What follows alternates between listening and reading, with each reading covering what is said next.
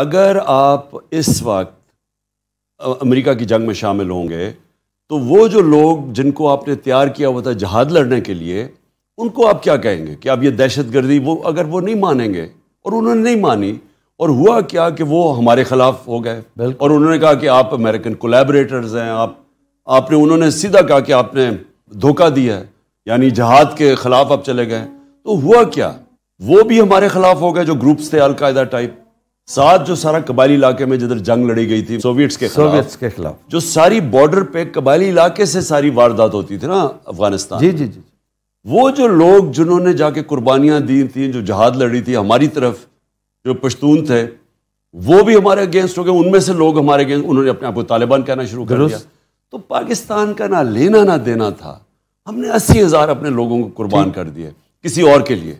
تو میں تب سے لگا ہوا کہنے کہ ہم ہمیشہ امن میں تو آپ کا ساتھ دیں گے، لیکن ہم آپ جنگ میں آپ کا ساتھ نہیں دیں گے۔ اب وہ جب انہوں نے اس سے میرے سے پوچھا کہ جی آپ کو آپ بیسز دیں گے امریکہ کو،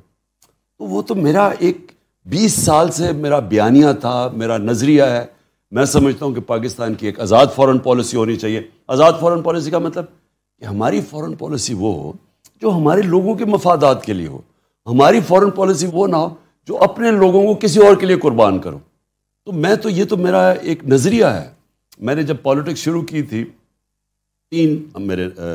نکات تھے: خودداری، عدل اور انصاف، اور فلاحی ریاست، انسانیت۔ یہ 3 پہ میرا بیس ہے، وہ آج بھی میں وہاں